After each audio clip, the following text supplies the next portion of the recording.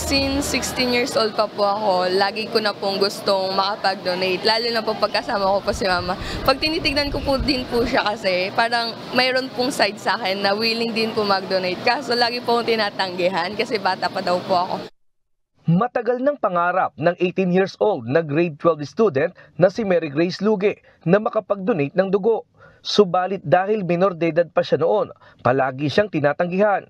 Kanina, pagkatapos ng klase niya sa La Verdad Christian College sa Apalit, Pampanga, hindi na niya pinalagpas ang pagkakataon nang malaman niya na may blood donation program sa MCGI Convention Center. At sa pagkakataong ito, ay pinayagan na siyang makapag-donate ng dugo. After po ng exam, sabi ko, hala, itry ko nga, hahabol pa ako. And pinayagan po, awat tulong po ng Diyos. Hindi naman po natin talaga kayang maibigay yung talagang buhay po natin. Pero ngayon ko lang po na-realize na kaya naman po pala sa pamamagitan po ng dugo. Meron naman na piniling makapag-donate ng dugo bilang bahagi ng pagdiriwang ng kanilang kaarawan. Para sa kanila, mas maganda na sila ang magregalo sa pamamagitan ng pagdudugtong ng buhay sa mga kapwa nating nangangailangan ng dugo. Salamat sa Diyos dahil darating yung aming ika-36 na kaarawan sa Espiritu, March 30, 1988, nang kami mabautismuhan. Sobrang saya ng aking kalooban dahil pinahintulutan ng Diyos na sa araw na ito, malapit na sa aming Sabat, ay makapag-donate ako ng dugo. Salamat sa Diyos ng maraming marami. Pagdiriwang po yung aking kaarawan sa laman. So, isa na kasi sa mga naisipan ko na panata ko na yung pag may karoon tayo ng bloodletting, makaano ako makapag-donate. Samantalahin ko po yung pagkakataon na binigay sa akin ng Diyos, dagdag ng taon.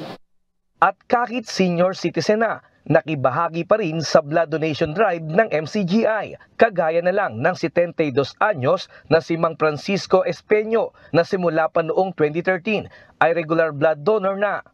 Nagpapasalamat ako sa Panginoon dahil sa edad ko na ganito, malakas pa rin ako. Nalalabing buhay ko, gusto ko itulong sa sa nangangailangan. May lakas tayo, kailangan gawin natin mabuti sa kapwa. Habang may maitutulong tayo, bigay din naman ng Panginoon sa ating buhay. Kaya dapat natin bigay din. Ayon sa Department of Health, ang bawat bag ng dugo na naidodonate ay kayang makatulong sa hanggang 3 taon na nangangailangan nito. At ang pagdodonate ng dugo ay nakatutulong din sa mga nagdodonate mismo.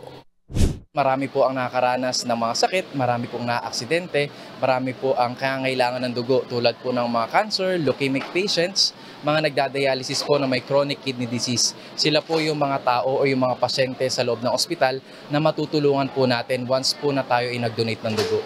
Pero bukod po doon, bilang isang volunteer blood donor, maganda po ang pag-donate ng dugo dahil ma-assess din po natin ang ating sarili base po sa vital signs na iko-conduct po ng ating mga doktor. Malalaman po natin kung tayo po ba ay posibleng hypertensive o hindi sa pamamagitan po ng blood pressure. At bukod po dito, bago po tayo mag-donate, chinecheck din po yung tinatawag nating hemoglobin or pula ng dugo para malaman po natin kung tayo ay posibleng anemic.